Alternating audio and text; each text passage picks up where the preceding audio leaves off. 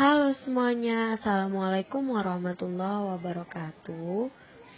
Bertemu lagi sama aku, Sri Nur Afifah di Pendidikan Pancasila. Kali ini aku akan membahas tentang dinamika dan tantangan Pancasila dalam kehidupan berbangsa dan bernegara. Saksiin ya. Yang pertama ada dinamika Pancasila. Apa sih dinamika Pancasila itu? Dinamika Pancasila yaitu gerakan masyarakat secara terus-menerus yang menimbulkan perubahan dalam tata hidup masyarakat yang berbangsa dan bernegara. Jika dilihat dari tinjauan historis Pancasila, upaya pembudayaan atau pewarisan nilai-nilai Pancasila dilakukan sejak awal kemerdekaan sampai sekarang. Namun, pada saat ini nilai-nilai Pancasila seringkali mengalami penyimpangan. Nah, selanjutnya ada contoh kasus penyimpangan terhadap nilai Pancasila di Indonesia. Yang pertama, pada sila pertama. Contohnya, ledakan bunuh diri yang terjadi di Surabaya pada 3 gereja. Dan beberapa hari kemudian, ledakan kembali terjadi di area kantor polisi yang menyebabkan banyak sekali korban. Nah, selanjutnya sila kedua. Contohnya, terjadinya tragedi penggusuran rumah miskin dan pemerintah tidak menindaklanjuti hal tersebut. Yang ketiga ada sila ketiga. Contohnya, sering terjadinya perang antar suku, tawuran antar pelajar, banyak aliran sesat yang muncul di kalangan masyarakat. Nah, selanjutnya ada sila keempat.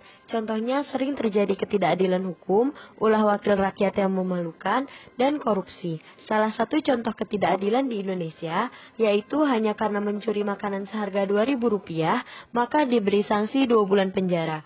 Sedangkan para pejabat yang memakan uang negara cukup besar, hanya ditahan selama 1-2 tahun saja. Dan yang terakhir ada sila kelima. Contohnya, di rumah sakit sering terjadi diskriminasi dan sangat mencolok perbedaan mereka mempermalukan antara pasien yang kurang mampu dengan pasien yang kaya. Nah, selanjutnya kita akan membahas tentang tantangan Pancasila terhadap kehidupan berbangsa dan bernegara.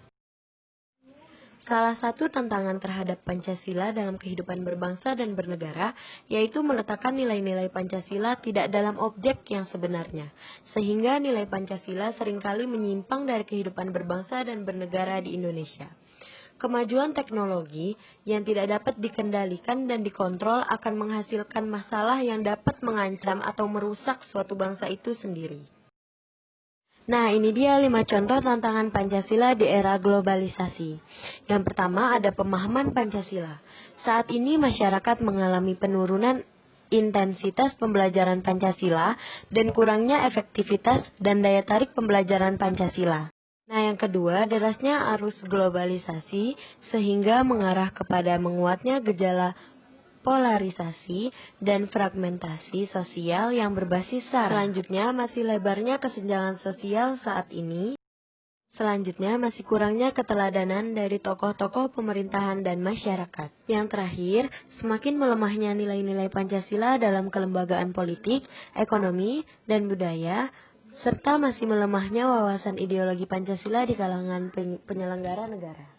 Nah, selanjutnya, untuk apa sih belajar pendidikan Pancasila? Pancasila bisa menjadi dorongan pokok sebagai petunjuk jalan bagi generasi penerus bangsa. Maka dari itu, perlunya didikan kepada para mahasiswa melalui mata kuliah pendidikan Pancasila. Nah, udah tertera juga nih di Undang-Undang tentang Pendidikan Tinggi yang menetapkan ketentuan bahwa mata kuliah pendidikan Pancasila wajib dimuat dalam kurikulum perguruan tinggi.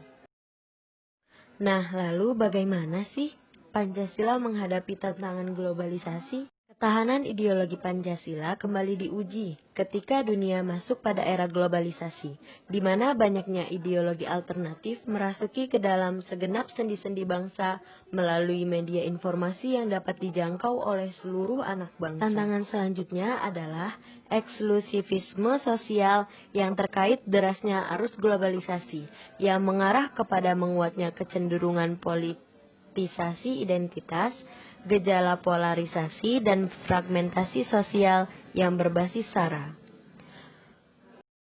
Bonus demografi yang akan segera dinikmati bangsa Indonesia juga menjadi tantangan tersendiri untuk menanamkan nilai-nilai Pancasila kepada generasi muda di tengah arus globalisasi, dan membumikan nilai-nilai Pancasila melalui pendidikan atau pembelajaran yang berkelanjutan. Sekian dari saya, kurang lebihnya mohon maaf.